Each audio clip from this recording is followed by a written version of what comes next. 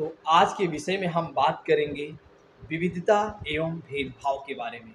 कहने का मतलब ये है कि डाइवर्सिटी एंड डिस्क्रिमिनेशन के बारे में आज हम बातचीत करेंगे कि कैसे भारत एक डाइवर्सिटी वाला देश बन गया और डाइवर्सिटी के साथ साथ कैसे भारत में भेदभाव जैसे चीज़ें आ गईं।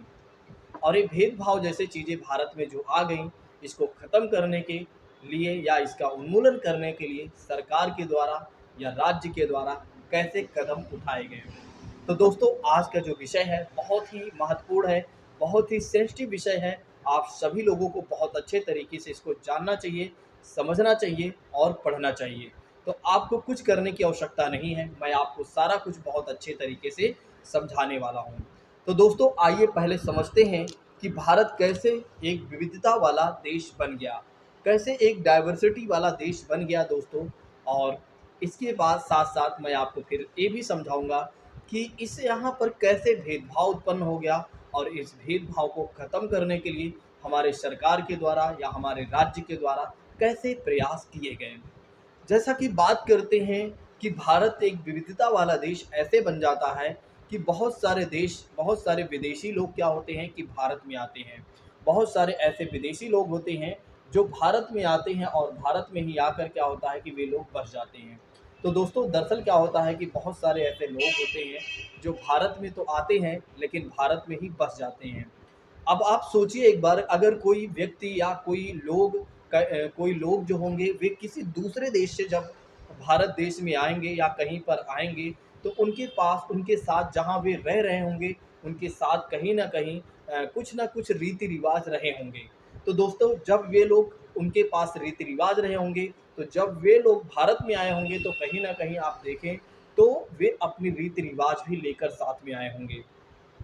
जिसकी वजह से क्या हुआ कि यहाँ पर भी बहुत सारे रीति रिवाज पहले से ही चल रहे थे और उनकी भी रीति रिवाज यहाँ पर आ जाते हैं, उनके भी रहन सहन खान पीन या कल्चर उनका यहाँ पर भी आ जाता है। और जिसकी वजह से क्या हो जाता है कि भारत एक तरीके से एक डाइवर्सिटी वाला देश बन जाता है। तो भारत ऐसे में डाइवर्सिटी वाला देश बन जाता है, जैसा कि बात करते हैं कि बहुत सारे लोग क्या होता है कि भारत में आते हैं, भारत में शासन करते हैं और यहाँ से कुछ लोग तो चले जाते हैं लेकिन कुछ लोग यहाँ पर आकर बस जाते हैं। और जिसकी वजह से क्या होता है कि भारत एक डाइवर्सिटी वाला देश बन जाता है। और यही डाइवर्सिटी ही क्या होती है, आगे चलकर थोड़ा थोड़ा भेदभाव में वो चीज़ें परिवर्तित कर देती हैं, ऊंच नीच की भावना हमारे अंदर आने लगती है। लेकिन ये जो ऊंच नीच की भावना आने लगती है और इसको क्या होता है, इसको हमने क्या किया, बहुत ज़्यादा महसूस किया कि हमारे देश में क्या था कि एक तरीके से सती प्रथा जैसे चीज़ें थी, सती प्रथा, बाल विवाह और तमाम तरह की रीति रिवाजें यहाँ पर चल रही थी। और जिसकी वजह से क्या था, जाति धर्म और लिंग या समुदाय के आधार पर क्या हो रहा था, भेदभाव हो रहा था। एक समय था जब भारत देश में क्या था कि अंग्रेजों का शासन था और अंग्रेज भारत में शासन कर रहे थे, यहाँ पर बहुत ज़्यादा भेदभाव कर रहे थे और बहुत ज़्यादा यहाँ पर डिस्क्रिमिनेशन कर रहे थे। जिसके कारण क्या था कि भारत के भी लोग अपने ही लोगों के साथ बहुत ज़्यादा भेदभाव करने लगे थे। अब इस सारा कुछ भेदभाव को देखते हुए हमारे जो देश को एक तरीके से आज़ाद कराने में अहम भूमिका जिन्होंने निभाई थी, उन लोगों ने महसूस किया कि अगर इसी तरह से एक क्रम चलता रहेगा तो एक दिन ऐसा आएगा कि भारत में कुछ बचेगा नहीं। तो फिर लोगों ने ये महसूस किया कि हमारे पास एक ऐसा सूत्र होना चाहिए, एक ऐसा सूत्र होना चाहिए जिससे हमारे देश में जो भेदभाव है वो ख़त्म हो जाए। और जिसके बाद क्या होता है कि हमने एक संविधान बनाने के बारे में हमने सोचा। तो फिर हमने क्या किया कि संविधान सभा का गठन कर दिया और संविधान हमने बनाया भी। और उस तरफ एक तरफ हम संविधान बना रहे हैं, उस दूसरी तरफ अगर देखा जाए तो कहीं न कहीं हमारा देश आज़ाद हो रहा है। और एक समय आता है 1947 का जो समय आता है, उस समय क्या होता है कि भारत देश आज़ाद हो जाता है। लेकिन जब भारत देश आज़ाद हो जाता है तो क्या ये भेदभाव क्या ऐसे ही बना रहता है? बिल्कुल ऐसे ही बना रहता है। लेकिन इसको ख़त्म करने के लिए हमारे देश के जो संविधान निर्मात्री थे, जो संविधान बना रहे थे, उन लोगों ने महसूस कर लिया था। और जिसकी वजह से उन लोगों ने क्या किया, संविधान में बहुत सारे प्रावधान कर दिया कि जो हमारे देश में भेदभाव है इसको कैसे ख़त्म किया जाए। तो इसको ख़त्म करने के लिए क्या किया गया, संविधान में कई आर्टिकल्स जोड़ दिए गए। जैसे कि बात करते हैं आर्टिकल्स, यानी कि जो एक बार फिर से यहाँ पर मैं आपका ध्यान आकर्षित करवाना चाहूँगा ताकि आपको आपको अच्छे तरीके से समझ में आ जाए। तो दोस्तों, भेदभाव को ख़त्म करने के लिए यानी डिस्क्रिमिनेशन को ख़त्म करने के लिए, उन्मूलन करने के लिए हमारे संविधान निर्माताओं ने क्या किया कि संविधान में कई आर्टिकल जोड़ दिए। जैसे कि बात करते हैं आर्टिकल 14 की बात करते हैं, जहाँ पर कहा गया है विधि के समक्ष समता और विधियों के समान संरक्षण की बात की गई है। कानून के समक्ष अगर देखा जाए तो सभी लोग समान रूप से हैं, चाहे वो भारत के किसी भी पद पर बैठे हुए लोग हों, चाहे बात करते हैं राष्ट्रपति की बात करते हैं, और चाहे सुप्रीम कोर्ट ऑफ इंडिया की बात करते हैं, या किसी सामान्य व्यक्ति की बात करते हैं, तो हमारे देश में क्या है कि सभी लोग कानून के समक्ष समान हैं। और सभी लोगों को कानून के समक्ष एक तरीके से कानून के समक्ष क्या होगा, समान संरक्षण भी दिया जाने की बात कही गई, या सभी को समान रूप से संरक्षण भी प्राप्त होता है। उसके बाद आर्टिकल 16-15 जोड़ दिया गया, किसी से धर्म, जाति, लिंग, समुदाय, जन्म स्थान के आधार पर कि कोई किसी भी प्रकार से कोई भेदभाव नहीं किया जाएगा। इसी तरह से आर्टिकल 16 जोड़ दिया गया, लोक नियोजन के विषय में अवसर की समानता कर दी गई कि भाई सरकारी नौकरी में हर व्यक्ति को या कह सकते हैं हर व्यक्ति जॉब पाने का अधिकारी है, यानी कि कोई भी व्यक्ति अगर चाहे सरकारी जॉब पा सकता है, वो किसी भी जाति का हो, धर्म का हो, लिंग का हो, समुदाय का हो, किसी के साथ कोई भेदभाव नहीं किया जाएगा। इसी तरह से आर्टिकल 17 जोड़ दिया गया, 18 जोड़ दिया गया, 25 जोड़ दिया गया, 26 जोड़ दिया गया, 27, 28 ऐसे तमाम संविधान में आर्टिकल जोड़ दिए गए जो आपके समक्ष प्रस्तुत हैं, जो आपके समक्ष उपस्थित है। ऐसे तमाम आर्टिकल जोड़ दिए गए जिससे भारत में जो भेदभाव है उसको ख़त्म किया जा सके।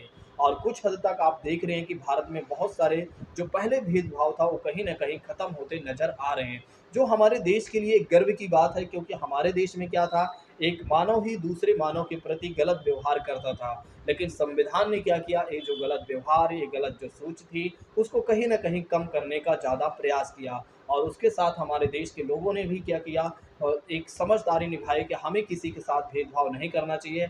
हर व्यक्ति जो होता है वो सम्मान का अधिकारी होता है, और कि हर व्यक्ति का एक इस संसार में जीवन, हर व्यक्ति के जीवन का एक महत्व होता है। खास प्रयोजन से ही हम सभी लोगों का एक जन्म होता है, और उस खास प्रयोजन को जब हम कंप्लीट कर लेते हैं तो इस संसार को छोड़कर हम चले जाते हैं। तो दोस्तों, आप लोग सोच रहे होंगे कि सर यहाँ पर संविधान के बजाय, यहाँ पर भेदभाव के बजाय, यहाँ पर थोड़ा से प्रवचन भी दे दिए हैं। तो दोस्तों, ये प्रवचन नहीं है, ये कहीं ना कहीं हमारे जीवन से रिलेटेड है, और ये हमारे लिए बड़ी ही अच्छी बातें हैं कि हमें सब कुछ पता होना चाहिए, इसलिए मैं आप लोगों से बता रहा हूँ। आइए अब समझते हैं विविधता एवं भेदभाव के बारे में अच्छे तरीके से। तो हमने अभी आपको थोड़ा सी जानकारी दिया, मुझे लगता है कि यहाँ तक मैंने आपको बहुत अच्छे तरीके से समझा दिया। यदि आप लोगों को मेरी बातें समझ में आ गई हैं तो एक बार जल्दी से करिए यस सर, हमें सारा कुछ अच्छे से समझ में आ गया है। तो आइए समझते हैं इसके बारे में बिना किसी और बात की अब देर करते हुए। यहाँ पर कहा जा रहा है लाइन टू लाइन मैं आपको समझाते चलूँगा ताकि आपको आपको अच्छे तरीके से सारी चीज़ें समझ में आ जाएं। एक बार मैं पानी पी लेता हूँ ताकि फिर उसके बाद आपको समझाता हूँ।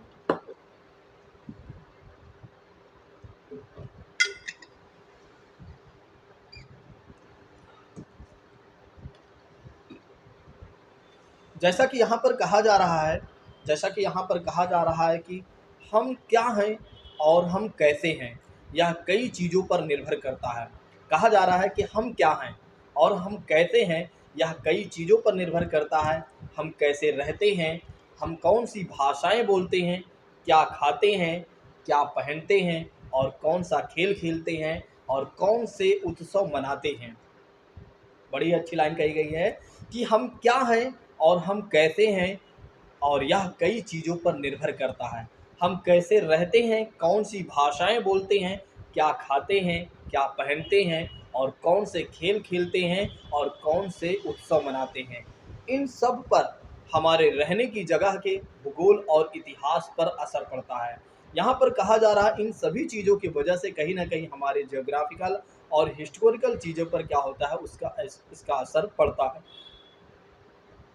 संसार में अगर देखा जाए तो 8 मुख्य धर्म हैं। संसार में अगर देखा जाए तो 8 मुख्य धर्म हैं, और भारत में उन 8 धर्मों के अनुयायी यानी कि यहाँ पर मानने वाले लोग रहते हैं। पूरे संसार में अगर देखा जाए तो 8 धर्म हैं। आज आप लोगों को पहली बार ये पता चल रही हैं।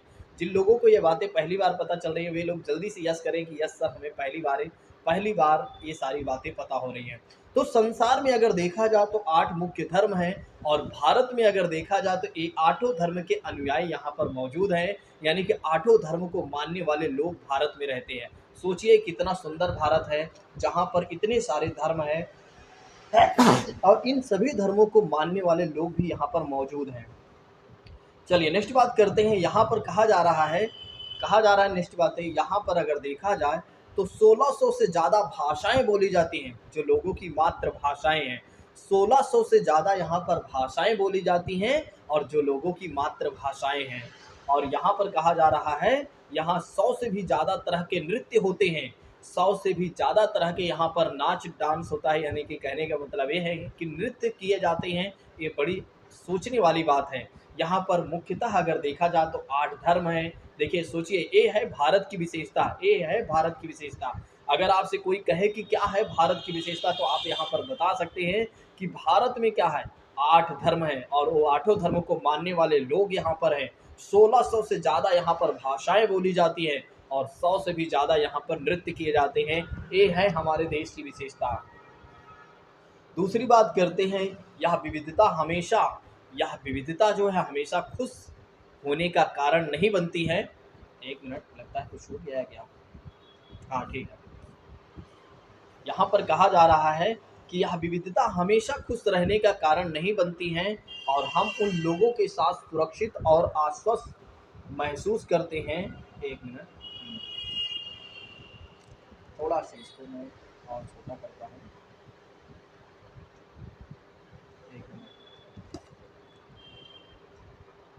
एक मिनट दोस्तों।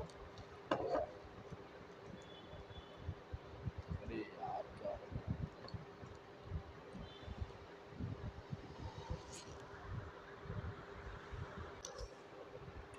चलिए, तो यहाँ पर क्या है, यह विविधता जो है हमेशा खुश होने का कारण नहीं बनती है। हम उन लोगों के साथ सुरक्षित एवं आश्वस्त महसूस करते हैं जो हमारी तरह दिखते हैं। देखिए, हम उन लोगों के साथ सुरक्षित और आश्वस्त महसूस करते हैं जो हमारे जैसे दिखते हैं, यानी कि हमारी तरह दिखते हैं और हमारे जैसे बात करते हैं, हमारे जैसे कपड़े पहनते हैं और हमारी तरह ही सोचते हैं। ये बात सत्य है कि कहीं ना कहीं कि जब हम क्या होता है कि हमारे जैसे लोग, यानी कि हमसे मिलते जुलते लोग जब मिल जाते हैं, तो हम अपने आप को बिल्कुल सुरक्षित और आश्वस्त महसूस करते हैं। कभी कभी जब हम ऐसे लोगों से मिलते हैं जो हमसे बहुत भिन्न होते हैं, और तो हमें भी बहुत अजीब गरीब या अजीब और अपरिचित लगते हैं। बिल्कुल ये सत्य बातें हैं। अगर देखा जाए तो कभी कभी क्या होता है कि हमें कुछ ऐसे लोग मिल जाते हैं जिनको हम नहीं जानते हैं, जो हमसे क्या होते हैं, भिन्न होते हैं, और वे लोग अजीब और अपरिचित सा जैसे हमें लगते हैं। और कई बार हम समझ नहीं पाते हैं या जान नहीं पाते हैं कि वे हमसे अलग क्यों हैं। कई बार तो हम ये नहीं समझ पाते हैं आखिर वे लोग हमसे कैसे अलग हैं, किस तरह से, किस वजह से वे लोग हमसे अलग हैं। नेक्स्ट बात करते हैं। कहा जा रहा है कि लोग अपने से अलग दिखने वाले के बारे में खास तरह की राय बना लेते हैं। बिल्कुल आप जानते हैं कि जब लोग हमसे अलग दिखते हैं तो फिर क्या होता है, हम उनके बारे में अलग तरह के एक तरीके से राय या धारणा बना लेते हैं। सोचिए एक बार कि कई बार क्या होता है कि जब हम अपने से भिन्न लोगों को देखते हैं तो उनके प्रति क्या होता है कि हमारी अलग धारणाएं बन जाती हैं। कहने का मतलब ये है कि हम अलग राय उनके प्रति बना लेते हैं। आइए समझते हैं नेक्स्ट बातें यहाँ पर क्या कही जा रही है। तो इसका मतलब ये है कि जब हम किसी खास तरह के लोगों के बारे में एक अलग धारणा बना लेते हैं तो उसे क्या कहा जाता है, पूर्वाग्रह कहा जाता है। आज पहली बार बहुत सारे लोगों को पता चलेगा पूर्वाग्रह के बारे में। आइए समझते हैं पूर्वाग्रह के बारे में। कहा जा रहा है यहाँ पर, उन कथनों को देखिए जो आपको ग्रामीण एवं शहरी लोगों के बारे में सही लगे। आप उन कथनों को देखिए एक बार जो ग्रामीण और शहरी लोगों के बारे में सही लगे, और जिन कथनों से आप सहमत हैं उन पर आप निशान लगाइए। तो एक तरफ आप ग्रामीण लोगों के बारे में लिख लीजिए और दूसरी तरफ शहरी लोगों के बारे में लिख लीजिए, और उन कथनों से आप सहमत हो जाइए या उन पर निशान लगा लीजिए जिन कथनों से आप सहमत हैं। क्या आपके दिमाग में ग्रामीण या शहरी लोगों को लेकर किसी भी प्रकार के पूर्वाग्रह हैं क्या? बिल्कुल, आप अगर देखें तो अगर ग्रामीण लोगों के बारे में आप देखते हैं तो या आप एक तरीके से थोड़ा से अपने आप को तटस्थ कर लीजिए और एक तरीके से ग्रामीण क्षेत्र के लोगों को आप देखिए और शहरी क्षेत्र के लोगों को आप देखिए, तो कहीं ना कहीं क्या होगा, आपकी एक अलग धारणा बनेगी या एक तरीके से अलग धारणा बनी होगी। शहरी लोगों के प्रति अलग धारणा बनी होगी और ग्रामीण क्षेत्र वाले लोगों के लिए अलग धारणा आपकी बनी होगी। तो यहाँ पर कहा जा रहा है कि ग्रामीण एवं शहरी लोगों को देखकर किसी भी प्रकार के पूर्वाग्रह हो सकता है। क्या दूसरे लोगों के दिमाग में भी एक पूर्वाग्रह है या नहीं? लोगों के दिमाग में एक पूर्वाग्रह क्या होते हैं और जिन पूर्वाग्रहों को अपने आप में आस-पास आपने महसूस किया है या आपने अपने आस-पास महसूस किया है, उनकी एक सूची बना लीजिए और ये पूर्वाग्रह लोगों के व्यवहार को कैसे प्रभावित करते हैं, ये हमारी एनसीईआरटी हमसे कह रही है। एनसीईआरटी हमसे ये कह रही है कि आप एक काम कर लीजिए, आप ग्रामीण क्षेत्रों को अलग कर लीजिए और शहरी क्षेत्रों को अलग कर लीजिए और उनके बारे में आप क्या सोचते हैं और उनके बारे में आप क्या सोचते हैं, आप एक सूची बनाइए और उसमें मिलान करिए कि आपका कैसा लोगों के प्रति व्यवहार है या कैसे चीज़ें आपको प्रभावित कर रही हैं। इनके बारे में एक आप अगर आप चाहें तो सूची बना सकते हैं और आपको इससे ये पता चल जाएगा कि क्या आप पूर्वाग्रह वाले सोच के हैं क्या आपके अंदर पूर्वाग्रह है क्या? तो आइए समझते हैं यहाँ पर पूर्वाग्रह के बारे में और अच्छे से। देखिए यहाँ पर कहा जा रहा है कि आधे से ज़्यादा भारतीय गाँव में रहते हैं। बिल्कुल सत्य बात है, यहाँ पर एक समझिएगा, ठीक है? ये पहले की बातें हैं लेकिन अब उतना ज़्यादा आप नहीं देखेंगे इन चीज़ों को।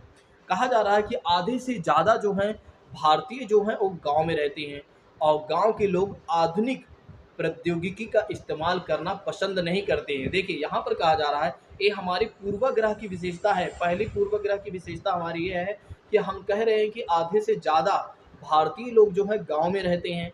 दूसरी बातें हमने कहा कि गाँव के लोग जो होते हैं आधुनिक वैज्ञानिक का यानी प्रौद्योगिकी का जो मॉडर्न टेक्नोलॉजी है उसका इस्तेमाल करना पसंद नहीं करते हैं।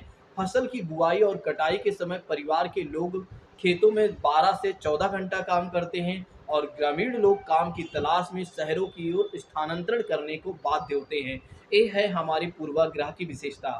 तो अगर देखा जाए आपसे कोई कहता है कि पूर्वाग्रह का मतलब क्या हो जाता है, तो आप उसे बता दीजिए। ये पूर्वाग्रह का मतलब होता है पहले से ही हमारी वो धारणा बनी हुई है या पहले से जो हमारी सोच बनी हुई है। यहाँ पर कहा जा रहा है कि जैसे हम कह रहे हैं या हमारी एनसीईआरटी हमसे कह रही है कि लोग इस तरह से सोचते हैं कि आधे से ज़्यादा भारतीय जो हैं वो गाँव में रहते हैं। कुछ लोग ये सोचते हैं, गाँव के जो कुछ लोग हैं वे कहते हैं कि आधुनिक प्रौद्योगिकी का इस्तेमाल करना पसंद नहीं करते हैं गाँव के लोग। फसल की बुआई और कटाई के लिए परिवार के ज़्यादातर लोग क्या करते हैं, 12 से 15 घंटे 12 से 14 घंटा काम करते हैं और ग्रामीण लोग क्या होते हैं, काम की तलाश के लिए क्या होता है, शहरों में स्थानांतरण करने के लिए बाध्य होते हैं। ये लोगों की सोच है, इन लोगों की पूर्वाग्रह। ऐसा नहीं है कि सभी लोग क्या है या एक तरीके से शहर के लिए ही जाने के लिए बाध्य होते हैं, ऐसा कुछ भी नहीं है।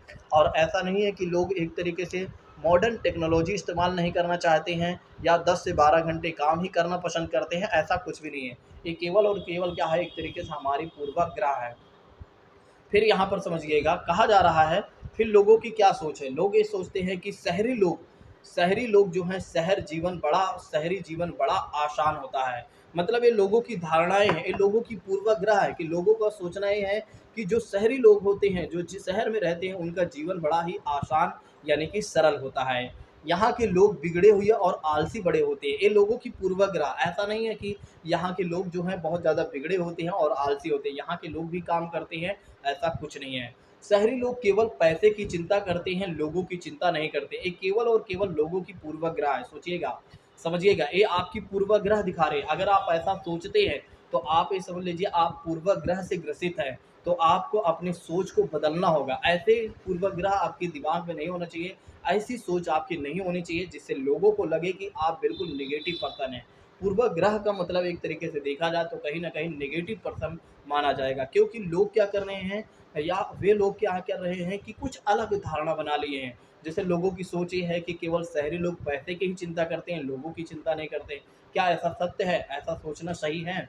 शहरों में अगर देखा जाए तो बहुत महँगा पड़ता है, शहरों में अगर देखा जाए तो रहना बड़ा महँगा पड़ता है। ये लोगों की केवल सोच है, ठीक है? ऐसा नहीं है कि यहाँ पर बहुत ज़्यादा महँगा पड़ता है और गाँव में अगर देखा जाए तो कुछ भी महँगा नहीं पड़ता है, गाँव में कुछ भी नहीं होता, ऐसा कुछ भी नहीं है। नेक्स्ट कथन कहा जा रहा है कि इनमें से कुछ कथन ग्रामीण लोगों की अज्ञानी की तरह दिखते हैं। कहा जा रहा है कि इनमें से कुछ कथन जो है ग्रामीण लोगों को अज्ञानी की तरह ही दिखते हैं, जबकि शहरी लोगों में क्या होता है, शहर में रहने वाले लोगों को आलसी और सिर्फ पैसे को सरोकार रखने वाले की तरह देखते हैं। देखिए लोगों की क्या सोच है, कुछ लोग ये सोचते हैं कि ग्रामीण में रहने वाले लोग हैं वे अज्ञानी हैं, अनपढ़ हैं, इन्हें कुछ भी नहीं आता। इन लोगों की क्या है, पूर्वाग्रह। अगर आपसे कोई कहे कि ग्रामीण के लोग जो हैं वो बिल्कुल अनपढ़ हैं, उन्हें कुछ नहीं आता है, तो आप समझ लीजिए सामने वाला जो व्यक्ति है बिल्कुल एक तरीके से पूर्वाग्रह से ग्रसित है। अगर आपसे कोई कहता है कि कोई व्यक्ति ऐसा है जो शहरों में रहता है, बड़ा आलसी होता है और पैसों के प्रति ही उसका सरोकार, यानी कि पैसों के प्रति उसका लक्ष्य होता है और लोगों के प्रति उसका कोई एक तरीके से आकर्षण नहीं होता, तो आप समझ लीजिए वह व्यक्ति जो है पूर्वाग्रह से ग्रसित है। ऐसे लोगों से थोड़ा सा हमें दूर रहना चाहिए। उन्हें समझाना चाहिए कि जिस तरह से आप सोच रख रहे हैं बिल्कुल गलत है। ऐसा सोचना और ऐसा करना हमारे लिए बिल्कुल सही नहीं है। ये हमारे जीवन में कहीं न कहीं हमें आगे चलकर परेशानी या हमारे जीवन में दुःख पैदा करने वाली चीज़ें हैं। जब हम किसी के बारे में पहले से कोई राय बना लेते हैं, तो उसे हम अपने दिमाग में बैठा लेते हैं और इसी को हम क्या कहते हैं, पूर्वाग्रह कहते हैं। तो ध्यान रखिएगा, हमने आपको पूर्वाग्रह के बारे में बता दिया है कि पूर्वाग्रह का मतलब क्या हो जाता है। जब हम किसी चीज़ के बारे में पहले से कोई धारणा या पहले से कोई राय बना लेते हैं और उसे दिमाग में सेट कर लेते हैं, वही है हमारे पूर्वाग्रह। मुझे लगता है कि यहाँ तक आप लोगों को समझ में बातें आ गई हैं। यदि आप लोगों को पूर्वाग्रह वाली बातें समझ में आ गई हैं, तो एक बार जल्दी से हमें बताइए कि हाँ सर, हमें समझ में आ गई है। आपके दिमाग में अगर आज तक पूर्वाग्रह वाली बातें हों या आप पूर्वाग्रह से ग्रसित हों, तो आप ऐसी चीज़ों से बाहर निकलिए, अपने आप को थोड़ा-सा अलग करिए। ठीक है? आपके अंदर ऐसी बातें नहीं होनी चाहिए, ऐसा करना बिल्कुल ही गलत होगा। ठीक है? विविध में सॉरी नेक्स्ट बात करते हैं, कहा जा रहा है नेक्स्ट बात करते हैं, कहा जा रहा है कि समझिएगा, नेक्स्ट बात है यहाँ पर कहा जा रहा है कि जब यह हम सोचने लगते हैं कि किसी काम को करने का एक तरीका ही सबसे अच्छा और सही है और हम अक्सर दूसरों की इज्जत नहीं कर पाते हैं, तो उसी काम को दूसरी तरह से करना पसंद करते हैं। देखिए इसको समझिएगा, ये भी पूर्वाग्रह के ही एग्जाम्पल आपको मिलेगा। एक बार इसको मैं फिर से इस लाइन को पढ़ देता हूँ ताकि आपको सारी बातें समझ में आ जाएँ। एक बार मैं फिर से इस लाइन को पढ़ देता हूँ ताकि आपको सारी बातें समझ में आ जाएँ। तो देखिए, कहा जा रहा है कि जब हम यह सोचने लगते हैं कि किसी काम को करने का एक ही तरीका है, किसी काम को करने का बिल्कुल एक ही और सबसे अच्छा तरीका है, और तो हम क्या करते हैं, दूसरों की इज्जत करना बंद कर देते हैं। हम दूसरों की इज्जत नहीं करते हैं, हम दूसरों का सम्मान नहीं करते हैं, जो कि एक गलत है, और उसी काम को हम दूसरी तरह से करना पसंद करते हैं। एग्जाम्पल में समझिएगा, बड़ी अच्छी कहानी है। अगर इस कहानी को अगर आपने आंसर राइटिंग में लिख दिया या किसी ने आपसे बताया, आपने उसको विविध पूर्वाग्रह के बारे में एक उदाहरण समझा दिया, तो सामने वाला व्यक्ति जो होगा आपसे बड़ा ही प्रभावित हो जाएगा। उसे लगेगा कि इस व्यक्ति को बहुत अच्छी नॉलेज है और बहुत अच्छी समझ है विषय के बारे में। कहा जा रहा है कि अगर हम सोचें कि अंग्रेजी सबसे अच्छी भाषा है, सोचिएगा, समझिएगा, बड़ी अच्छी लाइन है, जो कि काफ़ी दिनों से इस लाइन का मैं इंतजार कर रहा था ताकि आप लोगों को समझा सकूं। देखिए, दरअसल क्या है कि जब हम सोचें कि अंग्रेजी सबसे अच्छी भाषा है, दरअसल क्या है, यहाँ पर कहा जा रहा है, यदि हम ये सोच रहे हैं कि अंग्रेजी जो है सबसे अच्छी भाषा है और दूसरी कोई महत्वपूर्ण भाषा नहीं है, यानी कि अंग्रेजी के जैसा कोई विषय नहीं है, अंग्रेजी ही सबसे महत्वपूर्ण और सबसे अच्छी भाषा है और कोई भाषा नहीं है, तो यहाँ पर क्या हो जाएगा, हम अन्य भाषाओं के प्रति क्या हो जाएंगे, नकारात्मक हो जाएंगे। कहा जा रहा है कि जैसे अगर हमने ये धारणा बना लिया है कि अंग्रेजी ही एक ऐसा विषय है जो सबसे अच्छा विषय या सबसे अच्छी भाषा है, तो हम दूसरे विषय के प्रति या दूसरे भाषा के प्रति हमारा कोई आकर्षण नहीं होगा, दूसरे विषय के प्रति हम हमेशा नकारात्मक होंगे, और परिणाम स्वरूप रिजल्टेंट अगर देखा जाए तो हम उन लोगों की शायद ही इज्जत नहीं कर पाएंगे जो अंग्रेजी के अलावा अन्य भाषाएं बोलते हैं।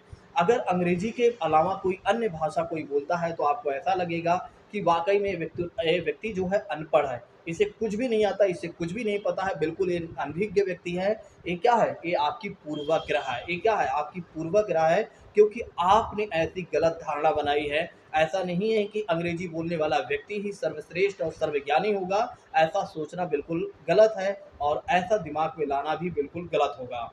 ठीक है? यहाँ पर अगर देखा जाए तो हर विषय का, हर भाषा का, हर चीज़ों का अपना एक महत्व है। बस ये तो आपका सोचना है, लेकिन अगर आप देखते हैं कि कोई हिंदी बड़ी अच्छी बोलता है, बहुत अच्छे तरीके से बातचीत करता है, तो हम उससे भी प्रभावित हो जाते हैं। हम उससे भी प्रभावित हो जाते हैं कि वाक़ई में इस व्यक्ति ने जिस भाषा को इस्तेमाल किया है, वाक़ई में कितना ही सराहनीय है।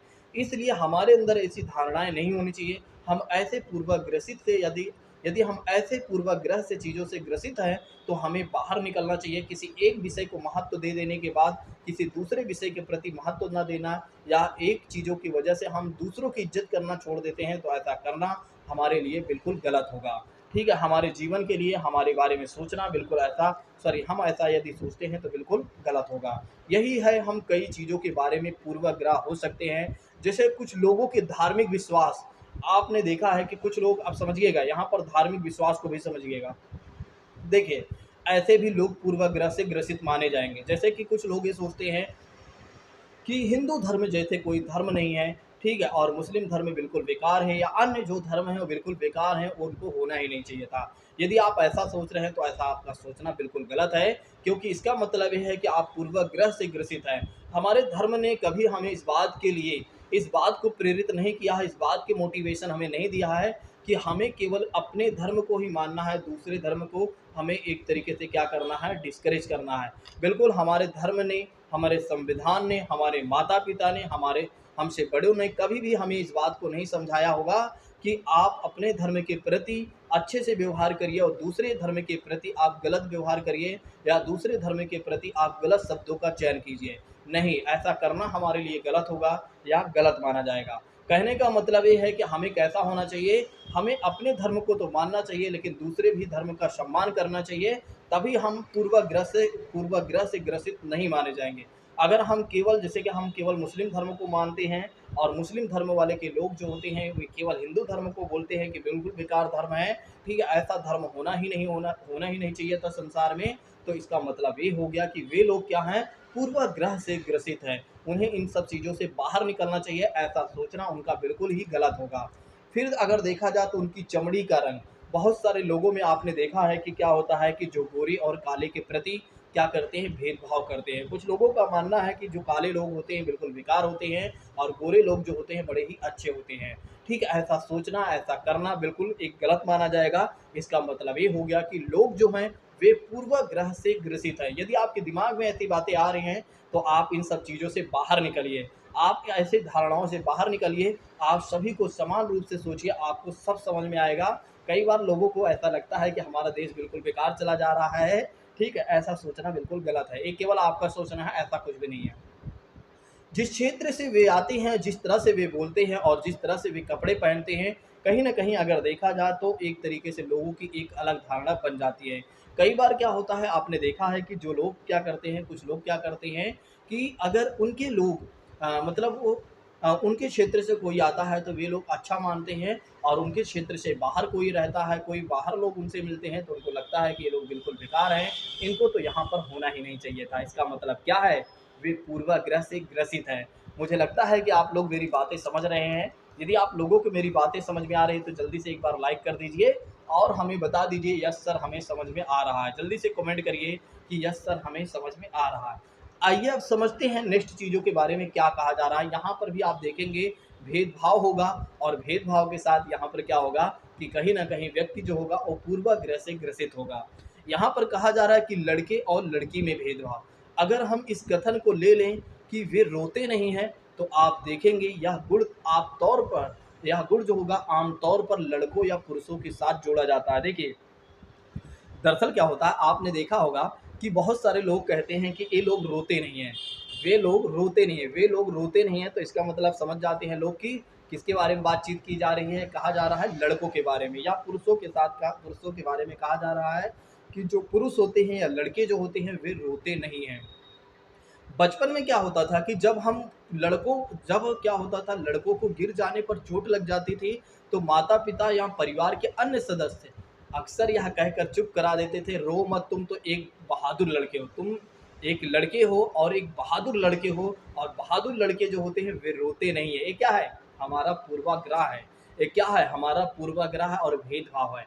कहीं ना कहीं एक पूर्वाग्रह से हम ग्रसित हैं, या हमारे माता पिता जो हैं वो पूर्वाग्रह से ग्रसित है। यदि वे ऐसा कह रहे हैं कि हम लड़के हैं, अगर हम गिर जाते हैं तो हमें चोट नहीं लगती है क्योंकि हम लड़के हैं, हम बहादुर हैं, हम लड़के हैं, हम बहादुर हैं, तो इसका मतलब क्या हो गया कि यहाँ पर हम पूर्वाग्रह से, यानी कि हमारे माता पिता जो हैं वे पूर्वाग्रह से ग्रसित है। उन्हें इन सब चीज़ों से बाहर निकलना चाहिए। जैसे जैसे बच्चे बड़े होते हैं उन्हें यह विश्वास दिला दिया जाता है या दिलाते जाते हैं हम कि आप लड़के हैं, आपको रोना नहीं चाहिए, आप बहादुर हैं, आप ऐसा कर सकते हैं, आप ऐसा कर सकते हैं। और ये लड़कियां हैं, ये लड़कियां ऐसा कुछ नहीं कर सकती हैं। ये क्या है? ये पूर्वाग्रह से ग्रसित है। इसका मतलब ये है कि हम पूर्वाग्रह से ग्रसित है कहीं ना कहीं। मुझे लगता है कि आप लोगों को पूर्वाग्रह वाली बातें समझ में आ गई होंगी।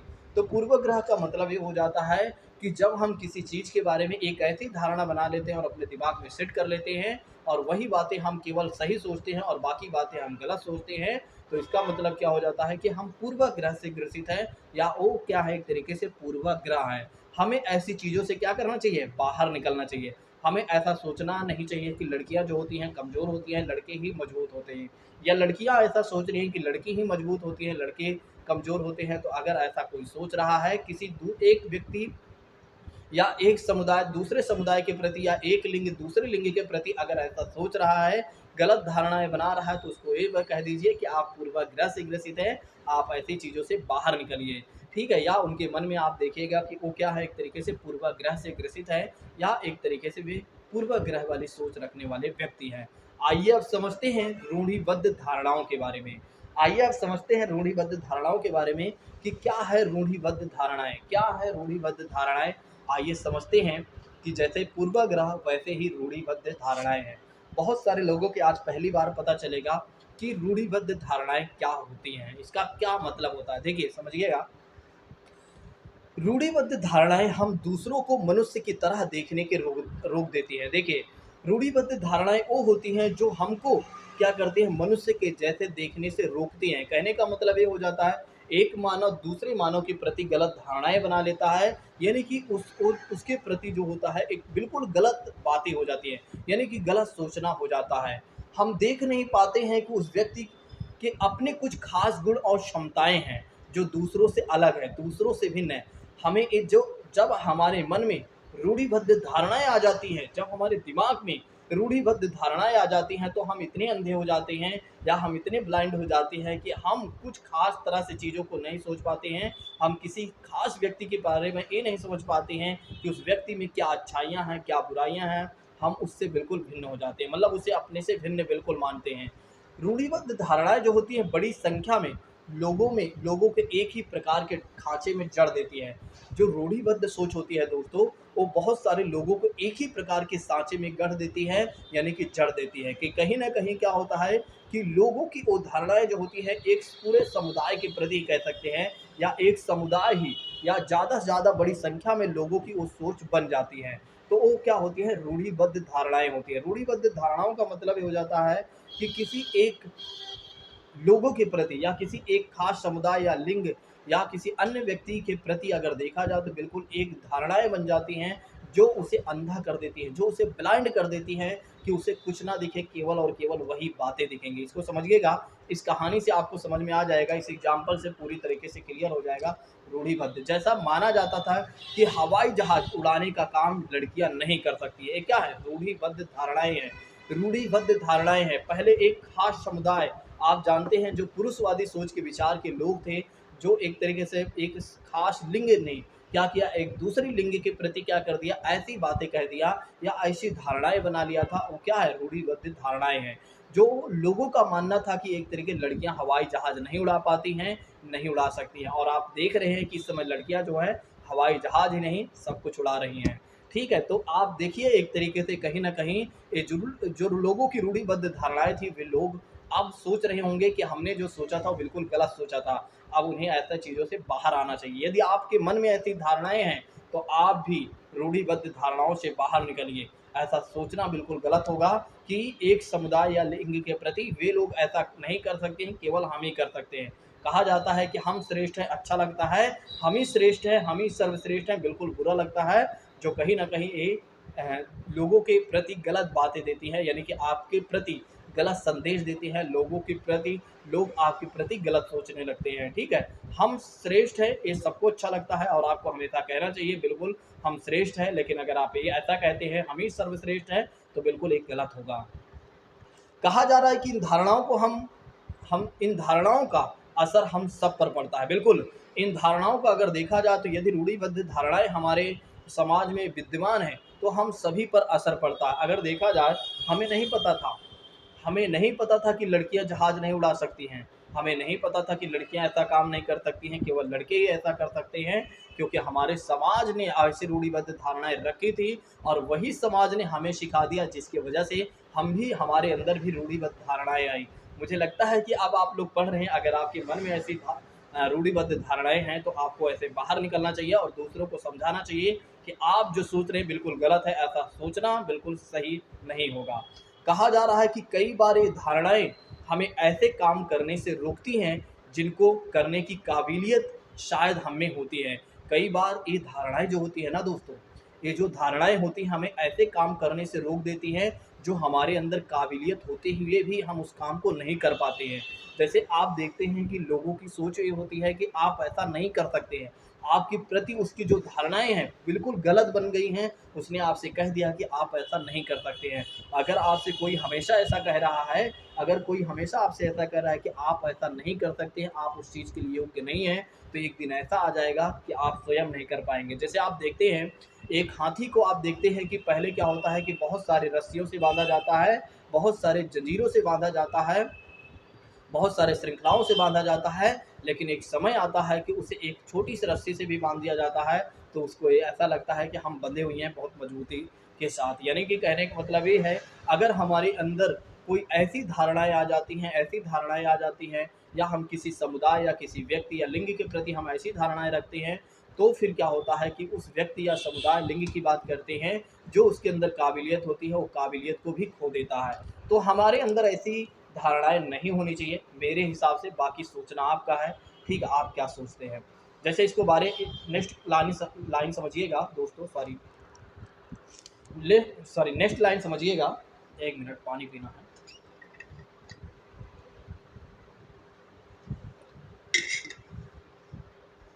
देखिए, कहा जा रहा है कि कुछ मुसलमानों के बारे में आम रूढ़िबद्ध धारणाएं हैं कि वे लड़कियों को पढ़ाने में रुचि नहीं लेते हैं और इसलिए उन्हें स्कूल नहीं भेजते हैं। देखिए, कुछ लोगों का मानना है, कुछ मुसलमानों के बारे में यह आम धारणाएं बनी हुई हैं कि वे लड़कियों को पढ़ाना नहीं चाहते हैं या पढ़ाने में रुचि नहीं लेते हैं और इसलिए वे स्कूल नहीं भेजते। ये क्या है? ये रूढ़िबद्ध धारणाएं हैं। ये क्या है? रूढ़िबद्ध धारणाएं हैं।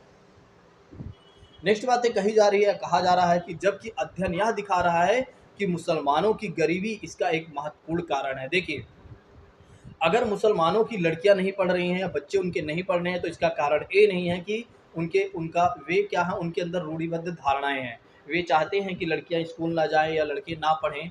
ऐसा नहीं है, बल्कि यह पता चला है कि वे इसलिए लड़कियों को स्कूल नहीं भेजते हैं या लड़कों को स्कूल नहीं भेजना चाहते हैं या नहीं भेजते हैं, क्योंकि इसके पीछे का मूल कारण ये है कि वे गरीबी से ग्रसित है, यानी कि उनके पास पैसा नहीं है, वे आर्थिक रूप से कमज़ोर हैं, जिसकी वजह से क्या होता है कि वे अपने बच्चों को स्कूल नहीं भेज पाते हैं। तो इसका मतलब ये हो गया कि ये रूढ़िबद्ध नहीं है, ये कहीं ना कहीं रूढ़िबद्ध धारणाओं की वजह से वे लोग अपने बच्चों को स्कूल में नहीं भेज रहे हैं, बल्कि इसका मूल कारण क्या है कि गरीबी की वजह से वे लोग अपने बच्चों को स्कूल में नहीं भेज रहे हैं। कहा जा रहा है कि गरीबी की वजह से वे लड़कियां को स्कूल नहीं भेज पाती हैं या स्कूल से जल्दी निकाल लेते हैं। ठीक है, तो इसके पीछे का मूल कारण ये है कि गरीबी की वजह से लड़कियों को स्कूल नहीं भेजते हैं या समय से पहले स्कूल से बाहर निकाल लेते हैं। समय से पहले स्कूल का बाहर का मतलब ये होता है जैसे 10वीं पढ़ा दिए, 12वीं पढ़ा दिए, ठीक है, 8वीं पढ़ा दिए। ठीक है, उसके पीछे का मूल कारण रूढ़िबद्ध धारणाएं नहीं है। ध्यान रखिएगा, ये रूढ़िबद्ध धारणाएं नहीं है, बल्कि गरीबी की वजह से वे लोग ऐसा करते हैं। जहाँ पर भी गरीबी तक जहाँ पर भी गरीबों तक शिक्षा पहुँचाने का प्रयास किए गए हैं, वहाँ मुस्लिम समुदाय के लोगों ने अपनी लड़कियों को स्कूल भेजने में रुचि भी दिखाई गई है। जहाँ पर हमारे राज्य ने यह प्रयास किया है कि स्कूल गरीबों के लिए शिक्षा जो है मुफ्त कराने की बात कही गई या मुफ्त की गई है, वहाँ तक अगर आप देखते हैं तो मुस्लिम समुदाय के लोगों ने अपनी लड़कियों को स्कूल भी भेजने में रुचि दिखाई है या स्कूल भी भेजा हुआ है। तो रूढ़िबद्ध धारणाएं क्या होती है? जब एक खास तरह के लोग ये सोच लेते हैं कि एक तरीके से क्या होता है कि लड़कियों को नहीं पढ़ाना चाहिए या उन्हें स्कूल नहीं भेजना चाहिए, एक लोगों का सोच है। यदि ऐसा सोच रहे हैं तो फिर वे गलत हैं। ठीक है, वे गलत है, ये रूढ़िबद्ध धारणाएं हैं। लेकिन अगर मुसलमानों के प्रति देखा जाए तो मुसलमान यदि ऐसा सोचकर स्कूल नहीं भेज रहे हैं तो एक गलत है। यदि हम ऐसा सोच रहे हैं कि वे स्कूल इसलिए नहीं भेज रहे हैं क्योंकि वे कहीं न कहीं रूढ़िबद्ध धारणाओं से ग्रसित हैं, तो ऐसा नहीं है कि वे इसके वजह से नहीं भेज रहे हैं रूढ़िबद्ध धारणाओं की वजह से, बल्कि वे इसलिए नहीं भेज रहे हैं क्योंकि कहीं न कहीं अगर देखा जाए तो वे गरीबी की वजह से स्कूल नहीं भेजते हैं। और जहाँ पर उन्हें शिक्षा अच्छी मिल रही है और जहाँ पर उन्हें फ्री में सारी चीज़ें मिल जाती हैं, वहाँ पर क्या हो जाता है कि वे लोग स्कूल भेजते भी हैं, जो कि आपने देख भी लिया। असमानता और भेदभाव के बारे में अगर देखा जाए तो उदाहरण के तौर पर केरल में केरल में एक स्कूल प्रायः घर के पास है। अगर देखा जाए तो केरल में क्या है, जो स्कूल हैं वे ज़्यादातर को क्या हैं, घर के पास हैं और सरकारी बस की सुविधा बहुत अच्छी है। अगर देखा जाए तो केरल में क्या है कि सरकारी बस की सुविधाएँ बहुत बड़ी अच्छी हैं, जिससे ग्रामीण क्षेत्रों में शिक्षक को स्कूल पहुँचने में भी मदद मिलती है। जिसकी वजह से क्या होता है, जो गाँव में रहने वाले टीचर हैं वे भी स्कूल पहुँच जाते हैं, उनको भी स्कूल समय पर पहुँचने में कोई दिक्कत नहीं होती है। इन सभी कारकों ने बहुत सारे गरीब परिवार के बच्चों को स्कूल जाने में मदद की है और जिसमें से मुसलमान की लड़कियां भी मौजूद हैं, यानी कि मुसलमान लड़कियां भी शामिल हैं। तो इसका मतलब ये हो गया कि अगर लड़कियों को एक तरीके से कह सकते हैं, मुसलमानों को भी वो सारी सुविधाएं मिली हैं, तो उन लोगों ने उसका उपयोग किया हुआ है। ठीक है, वे रूढ़िबद्ध धारणाओं की वजह से अपने बच्चों को स्कूल नहीं भेज रहे थे, बल्कि गरीबी के कारण नहीं भेज रहे थे। आपने देखा कि यहाँ केरल के उदाहरण में आप देख रहे हैं कि बताया जा रहा है कि जब वहाँ पर स्कूल घर के पास है और स्कूल के लिए अगर देखा जाए तो कहीं न कहीं बस लगाई गई हैं, तो जिसकी वजह से लोग स्कूल जा रहे हैं। तो कहने का मतलब ये है कि जब मौका मिला है तो लोगों ने ऐसा काम भी किया है, लोगों को स्कूल, अपने बच्चों को स्कूल भी भेजा है, ठीक है? वे रूढ़िबद्ध धारणाओं से ग्रसित नहीं हैं। दूसरे राज्यों में अगर देखा जाए तो जहाँ ऐसे प्रयास नहीं किए गए हैं, वहाँ गरीब परिवारों के बच्चों को स्कूल जाने में मुश्किलें आती हैं, और चाहे वे मुसलमान हों या जनजाति हों या अनुसूचित जनजाति के लोग हैं। तो जहाँ पर आप देखते हैं कि स्कूल की अच्छी व्यवस्था नहीं है, जहाँ पर लोगों को आने-जाने के लिए, यानी बच्चों को स्कूल आने-जाने में परेशानियाँ हुई हैं, और इसकी वजह से क्या होता है, वे बच्चे स्कूल नहीं जा पाते हैं। चाहे मुसलमानों की बात करते हैं या एसटी जनजातियों की बात करते हैं या एसटी जनजातियों के लोग की बात करते हैं, ठीक है? इसलिए वे नहीं जाते हैं। आज आप लोगों को पहली बार ये सारी बातें समझ में आ रही होंगी कि मुसलमान अपने बच्चों को स्कूल क्यों नहीं भेजता, और एक तरीके से जो जनजातीय लोग हैं, जैसे कि एसटी कास्ट के लोग की बात करते हैं, एससी कास्ट के लोग की बात करते हैं, आज आप लोगों को पहली बार ये बातें पता चल रही होंगी कि वे लोग स्कूल क्यों नहीं भेजते हैं, ठीक है? वे, उनकी रूढ़िबद्ध धारणाएँ नहीं हैं, उनकी रूढ़िबद्ध सोच नहीं है दोस्तों, बल्कि वे गरीबी के कारण अपने बच्चों को स्कूल नहीं भेजते हैं। जाहिर है कि मुसलमान लड़कियों जाहिर है कि मुसलमान लड़कियों की स्कूल से गैर हाजिरी का कारण धर्म नहीं है, बल्कि गरीबी है। वे धर्म की वजह से अब स्कूल नहीं जा रही हैं, ऐसा नहीं है, बल्कि वे गरीबी की वजह से स्कूल नहीं जा रही हैं, ठीक है? धर्म उनका ऐसा नहीं कहता है कि लड़कियों को स्कूल नहीं जाना चाहिए, बल्कि गरीबी जो है उनको विद्यालय जाने से या स्कूल जाने से रोक रखी है। कहने का मतलब ये है कि जो मुसलमान लोग हैं, उनके मन में ऐसी धारणाएँ नहीं हैं, ऐसी रूढ़िबद्ध सोच नहीं है कि जो एक तरीके से क्या है कि लड़कियों को स्कूल नहीं भेजना चाहिए, बल्कि वे गरीबी की वजह से क्या होता है, लड़कियों को स्कूल नहीं भेजते हैं। ठीक है, तो मुझे लगता है कि यहाँ तक आप लोगों को बातें समझ में आ गई हैं। यदि आप लोगों को यहाँ तक सारा कुछ क्लियर हो गया है या समझ में आ गई हैं, तो जल्दी से एक बार कमेंट करके हमें बताइए कि यस सर, आपने जो हमें समझाया बिल्कुल यहाँ तक समझ में आ गई हैं बातें। नेक्स्ट बात करते हैं, कहा जा रहा है तब भेदभाव तब होता है जब लोग पूर्वाग्रह या रूढ़िबद्ध धारणाओं के आधार पर व्यवहार करते हैं। बिल्कुल, भेदभाव तब होता है जब लोग पूर्वाग्रह के आधार पर या रूढ़िबद्ध धारणाओं के आधार पर क्या होता है, गलत व्यवहार करते हैं, यानी गलत तरीके से सोचते हैं। तब कहीं ना कहीं डिस्क्रिमिनेशन होता है, भेदभाव होता है, या भेदभाव की वहाँ पर विशेषता या चीज़ें दिखती हैं।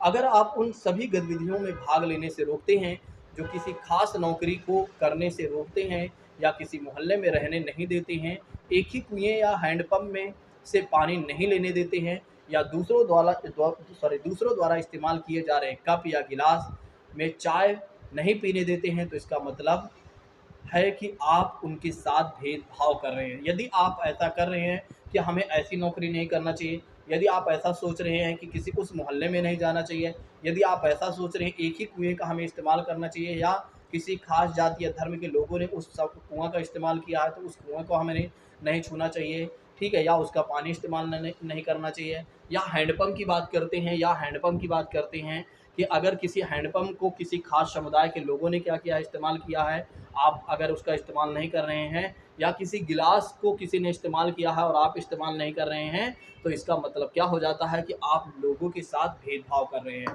तो इसका मतलब क्या हो जाता है मेरे प्रिय साथियों, इसका मतलब हो जाता है कि आप क्या कर रहे हैं, लोगों के साथ डिस्क्रिमिनेशन कर रहे हैं, आप क्या कर रहे हैं, लोगों के साथ भेदभाव कर रहे हैं। मुझे लगता है कि यहाँ तक आप लोगों को मेरी बातें समझ में आ गई हैं। नेक्स्ट बात करते हैं, कहा जा रहा है अपनी आजीविका चलाने के लिए लोग अलग अलग तरह के काम करते हैं।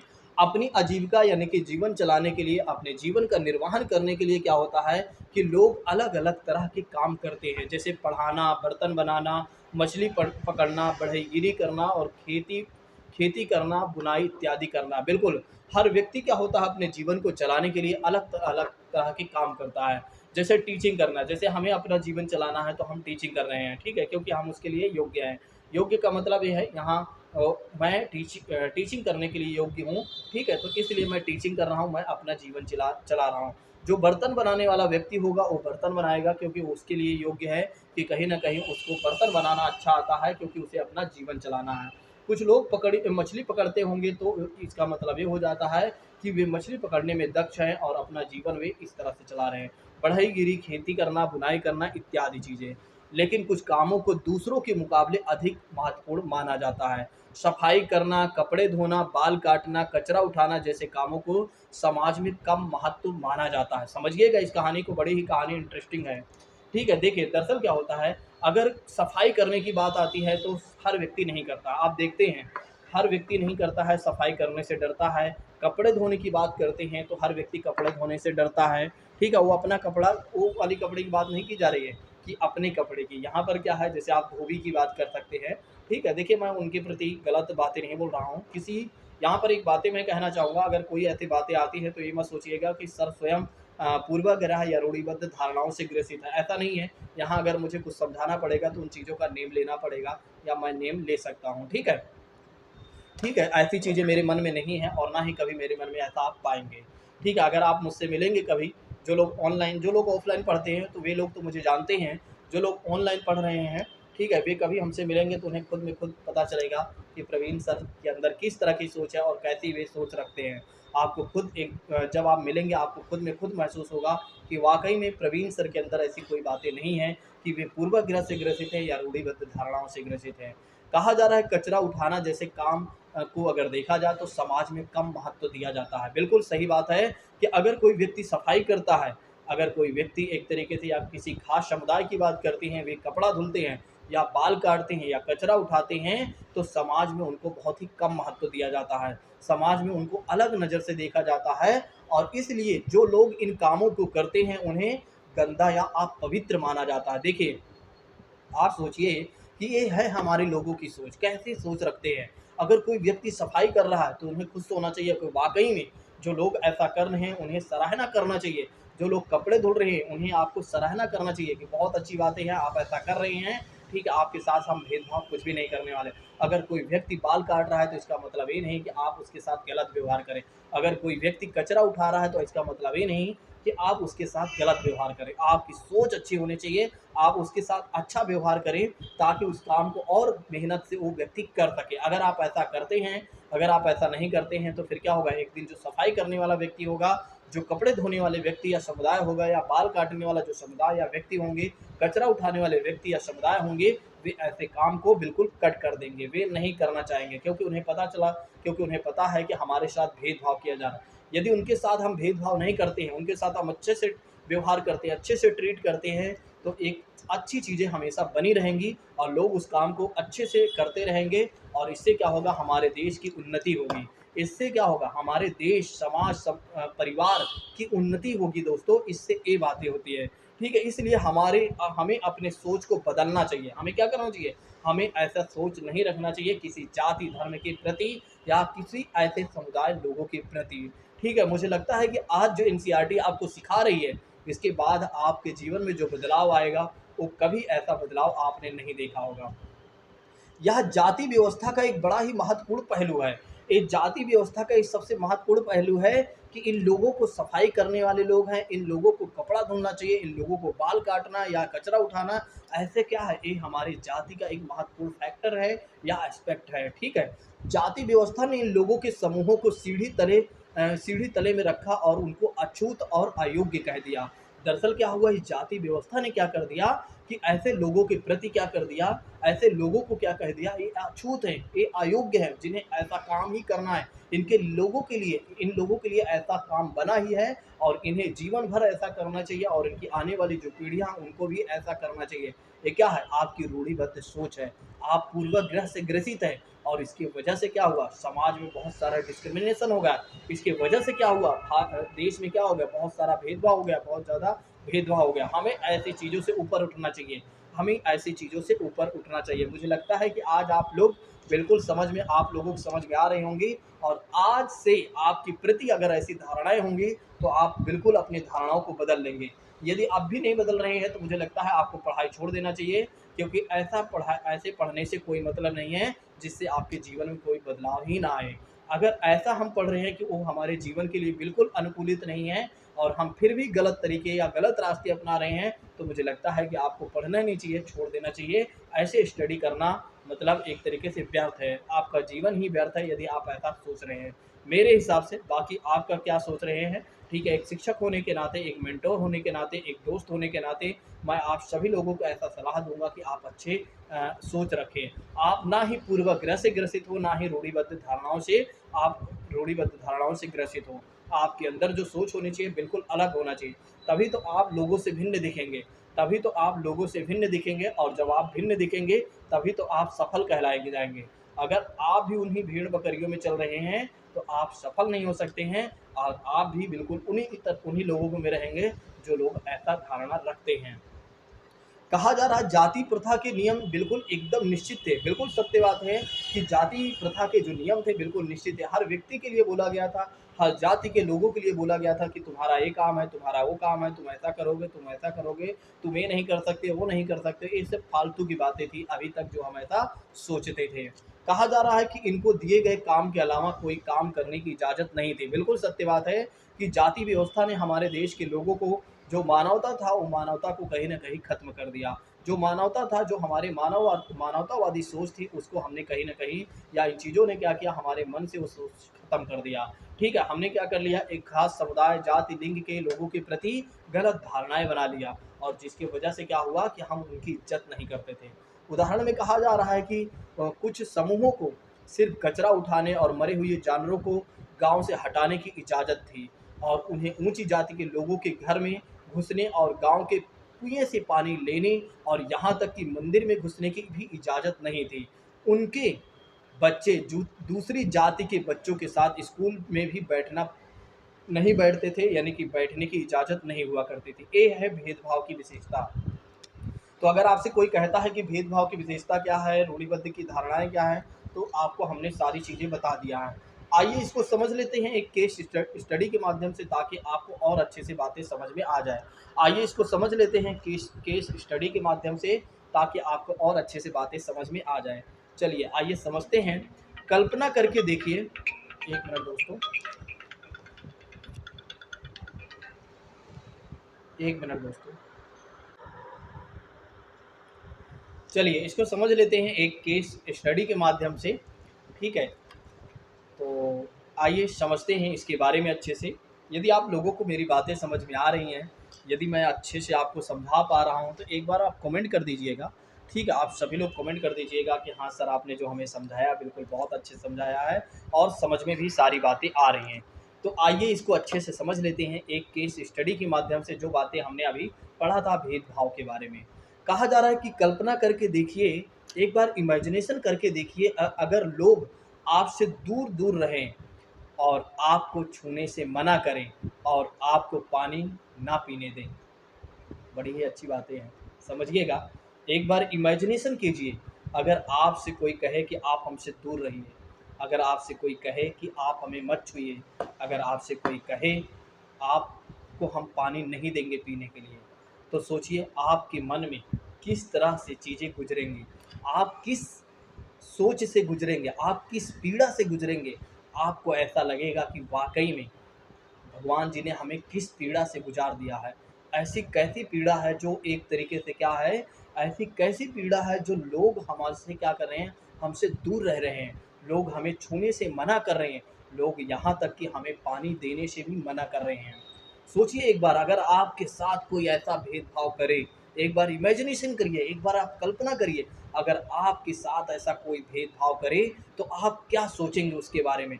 आप क्या सोचेंगे ऐसे लोगों के प्रति? आपका किस तरह से व्यवहार होगा या आप कैसे सोच रखेंगे? एक बार कमेंट करके बताइएगा। एक बार महसूस कीजिए आप अपने बारे में कि अगर आपके साथ कोई भेदभाव ऐसा करता है, या कोई समुदाय या कोई समाज या कोई लिंग आपके साथ ऐसा भेदभाव करता है, तो आप किस तरह से सोचेंगे? एक बार आप कमेंट करके हमें बताइएगा कि हमने सर ऐसा महसूस किया है। ठीक है, केवल महसूस करने की बात मैं आपको बता रहा हूँ कि आप सोचिए एक बार, आपके जीवन में जो आज बदलाव आएगा इसको पढ़ने के बाद, ये समझ लीजिए कभी ऐसा बदलाव नहीं आएगा। ठीक है, आपको लगेगा कि वाक़ई में अगर मैं आईएएस की तैयारी कर रहा हूँ तो मैं एक दिन आईएएस बन जाऊँगा। यदि मैं पीसीएस की तैयारी कर रहा हूँ तो डेफ़िनेटली मैं एक दिन पीसीएस बन जाऊँगा। यदि मैं सीटेट या यूपीटेट या किसी अन्य एग्ज़ाम की प्रिपरेशन कर रहा हूँ, यदि मेरी सोच सबसे भिन्न हुई तो मैं डेफ़िनेटली मैं उस लक्ष्य को प्राप्त कर लूँगा। ठीक है? यदि मेरी सोच इस तरह से हुई, अच्छी सोच हुई, तो डेफ़िनेटली मैं उस चीज़ को क्या करूँगा, एक तरीके से प्राप्त कर लूँगा। आइए अब समझते हैं केस स्टडी के माध्यम से। हमने उस इमेजिनेशन वाली बात जो बताया है, वो बातें लागू होती हैं डॉक्टर भीमराव अंबेडकर जी के ऊपर। वो बातें लागू होती हैं डॉक्टर भीमराव अंबेडकर जी के ऊपर। आइए समझते हैं क्या थी इनके जीवन की कहानी, और क्या था इनके साथ, और किस तरह से भेदभाव किया जा रहा था, और कैसे इनका जीवन था। और एक दिन क्या होता है, एक समय आता है जब इन्हें अवसर प्राप्त होता है तो ये संविधान के निर्माता बन जाते हैं। सोचिए एक बार। ठीक है, चलिए आइए समझते हैं केस स्टडी के माध्यम से इसको अच्छे से। डॉक्टर भीमराव अंबेडकर जी को देखा जाए तो कहा जा रहा है कि डॉक्टर भीमराव अंबेडकर को भारतीय संविधान के पिता एवं दलितों के सबसे बड़े नेता के रूप में जाना जाता है। बिल्कुल ये सत्य बातें हैं कि भारतीय संविधान के पिता अगर किसी को कहा जाता है तो डॉक्टर भीमराव अंबेडकर जी को कहा जाता है, और दलितों के सबसे बड़े अगर नेता किसी को माना जाता है या कहा जाता है तो डॉक्टर भीमराव अंबेडकर जी को माना जाता है। डॉक्टर भीमराव अंबेडकर के बारे में बात करते हैं तो दलित समुदाय के अधिकारों की लड़ाई इन्होंने लड़ी थी। तो दरअसल बात करते हैं तो डॉक्टर भीमराव अंबेडकर जी के बारे में बात करते हैं तो इन्होंने क्या किया, दलितों के लड़ाइयाँ इन्होंने लड़ी थी। और वे महार जाति के थे, यानी कि उनका जन्म जो हुआ था महार जाति में इनका जन्म हुआ था। और ये जो जाति थी ये अछूत मानी जाती थी, ये जो जाति थी अछूत मानी जाती थी। और इसी की वजह से जब इनका महार जाति में जन्म होता है तो ये भी अछूत ही माने जाते हैं। महार लोग जो थे वो गरीब हुआ करते थे, उनके पास ज़मीन नहीं हुआ करती थी, उनके बच्चे को वही काम करना पड़ता था, वही काम करना पड़ता था जो वे खुद करते थे। कहने का मतलब ये है कि जो उनके बड़े बुजुर्ग करते थे वही काम उनको भी करना पड़ता था जिनका वहाँ पर जन्म होता था।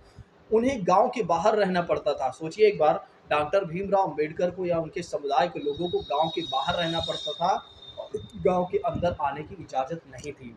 गाँव के अंदर आने की इजाज़त नहीं थी। और अंबेडकर अपनी जाति के पहले ऐसे व्यक्ति थे जिन्होंने अपने कॉलेज की पढ़ाई पूरी की और वकील बनने के लिए इंग्लैंड चले गए। तो डॉक्टर भीमराव अंबेडकर जी अपने जाति के पहले ऐसे व्यक्ति थे जिन्होंने कॉलेज की पढ़ाई पूरी की, और पूरी करने के बाद वकील बनने के लिए वे इंग्लैंड चले जाते हैं। ठीक है, समझिए इनकी कहानी और भी बातें। उन्होंने दलितों को अपने बच्चों को स्कूल भेजने के लिए फिर प्रोत्साहित किया। जब वे स्वयं स्कूल जाते हैं और वहाँ से शिक्षा ग्रहण करते हैं, वहाँ पर देखते हैं कि कहीं न कहीं हर व्यक्ति को स्कूल जाना चाहिए, तो वे अपने जाति के लोगों को भी प्रोत्साहित करने लगे। दलितों से अलग-अलग तरह की सरकारी नौकरी करने को कहा, ताकि वे जाति व्यवस्था से बाहर निकल पाएँ। इन्होंने कहा कि अपने लोगों को कहा कि आप लोग भी सरकारी नौकरी करिए, और ताकि जो इस जाति व्यवस्था से आप बिल्कुल जकड़े हुए हैं कि आपको केवल यही काम करना है, ऐसा काम नहीं करना है, इससे आप बाहर निकल पाएँगे। दलितों के मंदिर में प्रवेश की बात करते हैं, तो अगर देखा जाए तो कई प्रयास किए जाने के बाद क्या होता है कि दलितों को मंदिर में जाने की, प्रवेश करने की अनुमति मिलती है।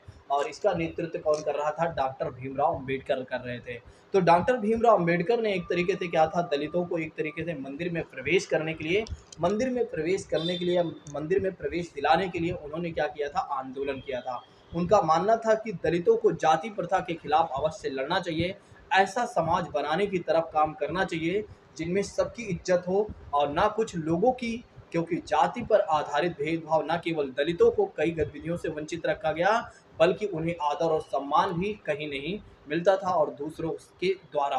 तो दरअसल क्या होता था, जाति की वजह से क्या होता था, उनके साथ केवल और केवल भेदभाव ही नहीं, और बल्कि क्या होता था कि कई सारी चीज़ों से, कई गतिविधियों में उन्हें हिस्सा नहीं लेने दिया जाता था, उन्हें वंचित रखा जाता था, यहाँ तक कि उन्हें आदर और सम्मान भी नहीं मिलता था दूसरों के द्वारा। यानी कि दूसरे लोग उन्हें ना तो सम्मान देते थे और ना ही उन्हें अपने चीज़ों के लिए कहीं पर उन्हें एक तरीके से कहीं पर उन्हें बैठने की, बराबरी का बैठने का इज्जत देते थे। कहने का मतलब ये था कि वे सम्मान नहीं करते थे और जो अन्य चीज़ें गाँव या समाज में होती थी उसमें भी हिस्सा लेने के लिए बिल्कुल मना कर देते थे।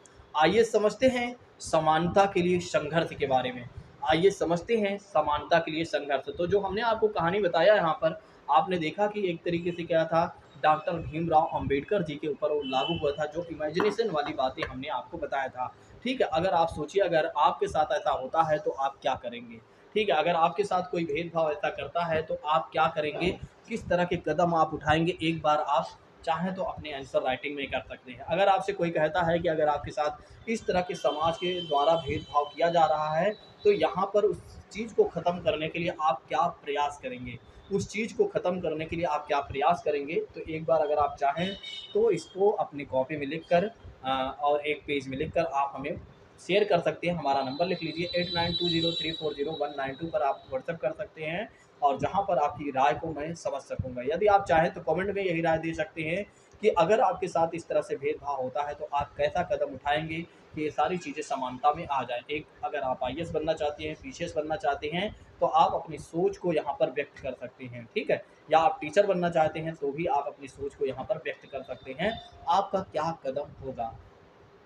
कहा जा रहा है कि ब्रिटिश शासन से आज़ादी पाने के लिए जो संघर्ष किया गया था, उनमें समानता के व्यवहार के लिए किया गया संघर्ष भी शामिल था। देखिए, जब हमने ब्रिटिश शासन से आज़ादी पाने के लिए संघर्ष करना शुरू किया, तो इसका मतलब ये नहीं कि केवल और केवल हम आज़ादी के लिए ही हमने संघर्ष किया था। नहीं, हम वहाँ पर हमने इस बात के लिए भी संघर्ष किया कि हमारे साथ समानता का व्यवहार होना चाहिए। हमें समान रूप हमसे एक तरीके से समान रूप से व्यवहार किया जाए, यानी कि हमें हमारे साथ अच्छा बर्ताव किया जाए। ठीक है, क्योंकि अंग्रेज़ भी हमारे साथ बहुत ज़्यादा भेदभाव करते थे।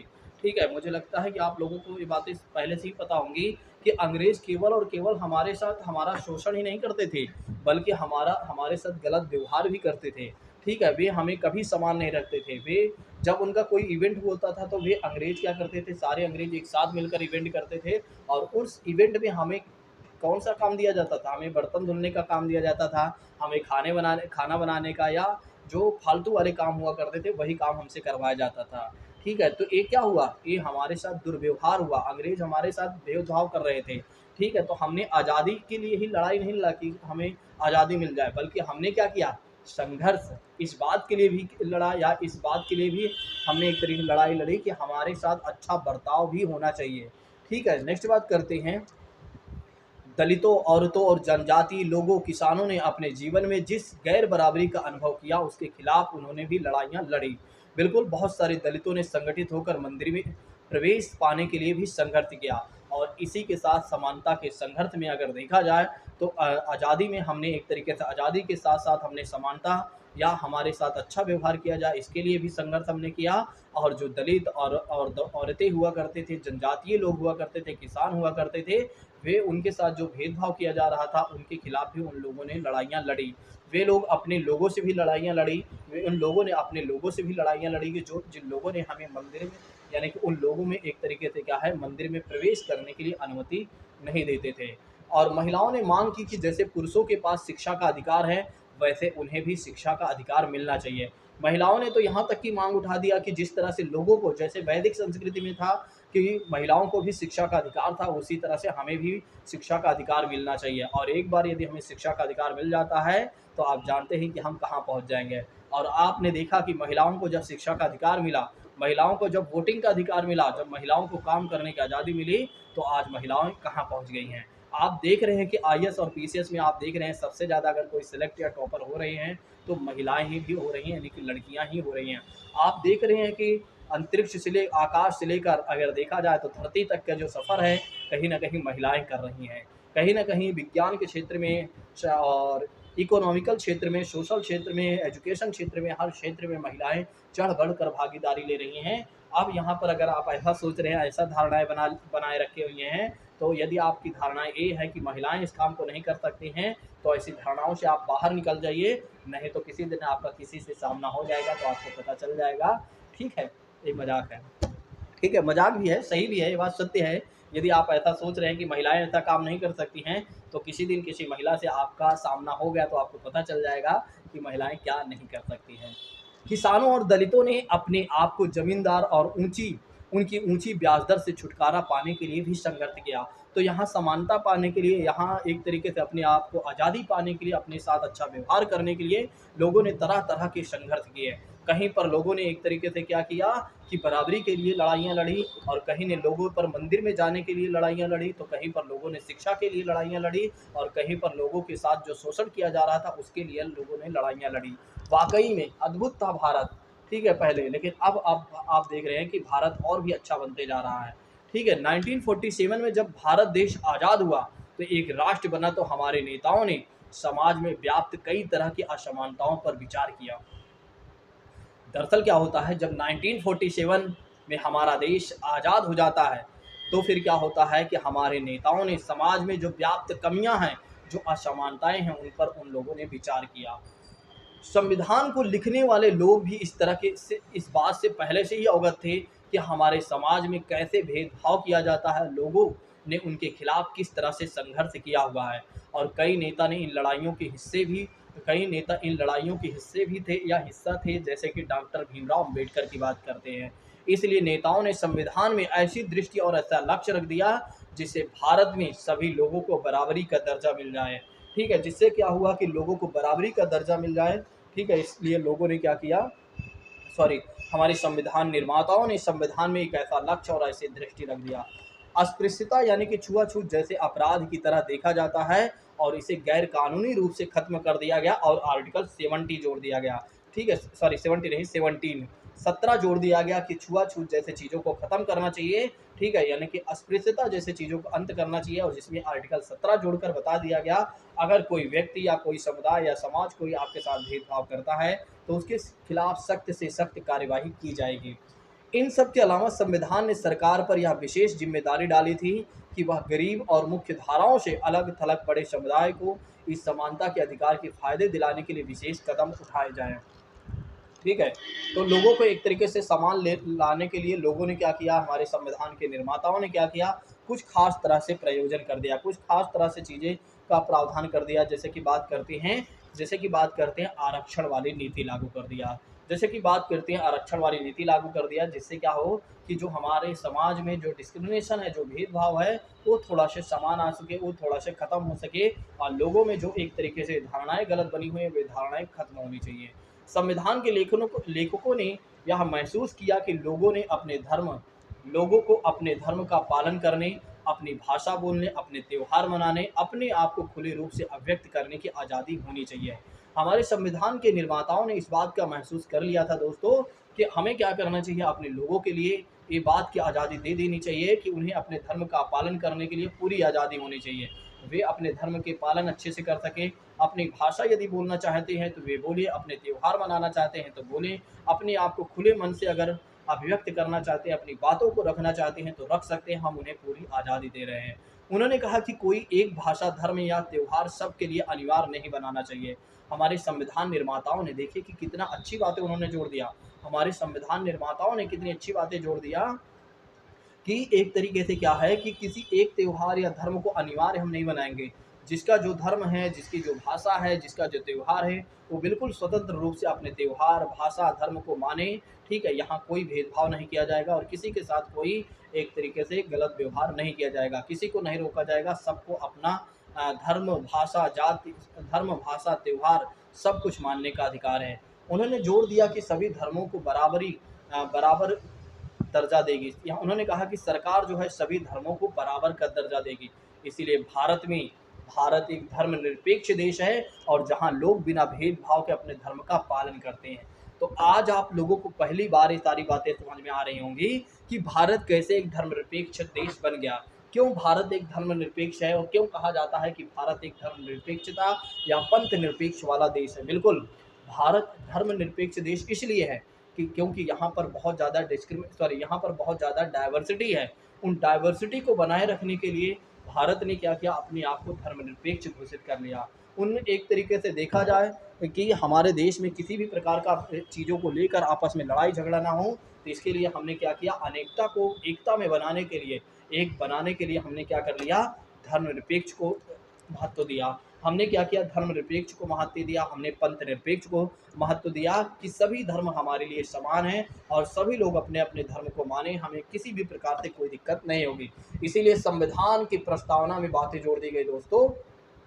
जो संविधान की उद्देशिका है उसमें कहा गया कि हम भारत के लोग भारत को एक संपूर्ण प्रभुत्व संपन्न समाजवादी पंथ निरपेक्ष लोकतंत्रात्मक गणराज्य बनाने के लिए उसके समस्त नागरिकों को सामाजिक, आर्थिक और राजनैतिक न्याय, विचार, अभिव्यक्ति, विश्वास, धर्म और उपासना की स्वतंत्रता, प्रतिष्ठा और अवसर की क्षमता प्राप्त कराने के लिए तथा उन सब में व्यक्ति की गरिमा और राष्ट्र की एकता और अखंडता सुनिश्चित कराने वाली बंधुता बढ़ाने के लिए दृढ़ संकल्पित होकर अपनी इस संविधान सभा में आज तारीख 26 नवंबर 1949 ईस्वी को एतद द्वारा इस संविधान को अंगीकृत, अधिनियमित और आत्मर्पित करते हैं। ये है हमारे संविधान की उद्देशिका है, जिसमें सारी बातें संविधान की लिखी हुई हैं और हमारे देश के लोगों की सारी बातें यहाँ पर अगर देखा जाए तो रखी गई हैं। सबके लिए एक अच्छा संदेश, सब कुछ इसी में दिया गया। पूरे संविधान का सार अगर देखा जाए तो हमारे संविधान की उद्देशिका में ही है। एक बार अगर आप संविधान की उद्देशिका को बेहतर तरीके से पढ़ लेते हैं तो पूरा संविधान आपको अच्छे समझ में आ जाएगा कि आखिर हमारे संविधान को का क्या उद्देश्य है और क्या लक्ष्य है, और संविधान जो बना हुआ है किस लक्ष्य को प्राप्त करना चाहता है। हमारा संविधान कैसे लक्ष्य की कल्पना करता है, हमसे किस तरह की चीज़ें हमसे उम्मीद करता है। यहाँ पर आप देखिए तो एक तरीके से ये हमारे संविधान की उद्देशिका में बातें लिखी गई हैं। ये हमारे संविधान की उद्देशिका में बातें लिखी गई हैं। ठीक है, आइए समझ लेते हैं समानता के लिए संघर्ष में अन्य बातें भी जो कही गई हैं। धर्मनिरपेक्षता जो होगी हमारी एकता के महत्वपूर्ण कारक के रूप में देखा जाता है, जो कि अभी हमने आपको बताया था। यूनिटी के लिए ही हमारी अनेकता ही जो है, जो हम अनेक है वही हमारी एकता है। यानी कि कहने का मतलब ये है कि विविधता ही हमारी एकता है और वही एकता को हमें बनाए रखने के लिए हमने क्या किया है, धर्मनिरपेक्षता को महत्व दिया है। हम इकट्ठे रहते हैं और एक दूसरे की इज्जत करते हैं। ठीक है, समानता को एक अहम मूल्य की तरह माना गया है, जो हम सभी को एक भारतीय रूप में जोड़ती है। प्रत्येक व्यक्ति को समान अधिकार और समान अवसर प्राप्त है। प्रत्येक व्यक्ति को अगर देखा जाए तो समान अधिकार और समान व्यवहार अवसर प्राप्त है। लोग अपनी पसंद का काम चुनने के लिए बिल्कुल आज़ाद हैं। बिल्कुल ये सत्य बात है। हमारे देश में क्या है कि अब पूरी तरीके से जब हमारा देश आज़ाद हो गया, जब हमारे देश का संविधान बनकर तैयार हो गया, जब हमारे देश में संविधान लागू हो गया, जब हमारे देश में संविधान लागू हो गया तो हमें सब कुछ करने की आज़ादी दे दी गई कि आप कुछ भी करिए, कोई आपको मना नहीं करेगा। बस आप उस चीज़ के लिए योग्य बन जाइए, आपको कोई नहीं मना करेगा। और सरकारी नौकरियां सभी के लिए खुली छोड़ दी गई कि आप किसी भी जाति धर्म से हों, आपको कोई नहीं मना करेगा दोस्तों। ठीक है, किसी भी आप जाति धर्म से हों, आपको कोई नहीं मना करेगा। ये है आपकी भारत के लिए भारत की बातें। अगला जो हमारा चैप्टर आएगा दोस्तों वो आएगा, अगला जो चैप्टर आएगा वो आएगा सरकार क्या है। अगला जो चैप्टर आएगा हम देखेंगे सरकार क्या है। बहुत जल्द ही एक क्लास मैं आपके साथ साझा करने वाला हूँ। ठीक है, सरकार के बारे में आगे हम बात करेंगे या मैं आपको बताऊंगा। यदि आप लोगों को यह क्लास बेहतर लगी हो तो जाते जाते एक बार कमेंट करके तो ज़रूर जाइएगा, क्योंकि आपने देखा कि इस क्लास को बनाने में बहुत ज़्यादा मेहनत पड़ी है। ठीक है, आप देख रहे हैं कि लगातार, ठीक है, 1 घंटे 13 मिनट हो गए और जो मैं आपको लगातार पढ़ाते जा रहा हूँ। ठीक है, आपको लगातार मैं आपको उसी जोश में मैं आपको समझाते चल रहा हूँ जिस जोश में हमने शुरू किया था। बिल्कुल जिस जोश में हमें कोई चीज़ें शुरू करना चाहिए उसी जोश के साथ हमें उस चीज़ों को ख़त्म करना चाहिए। तभी हमारे जीवन, हमारे लक्ष्य की प्राप्ति हो पाएगी। ठीक है, तभी हमें पता चलेगा क्या है हमारे जीवन का मूल्य। आज की क्लास को यहीं पर स्थगित करना चाहिए। जाते जाते एक बार कमेंट करके ज़रूर जाइएगा। यदि आपका कमेंट अच्छा आ जाता है तो हमारा हृदय जो होता है बड़ा ही प्रफुल्लित हो जाता है। ठीक है, आज की क्लास को यहीं पर स्थगित करते हैं। Thank you so much. जय हिंद दोस्तों, take care all of you. ठीक है, हम मिलते हैं फिर किसी और दिन।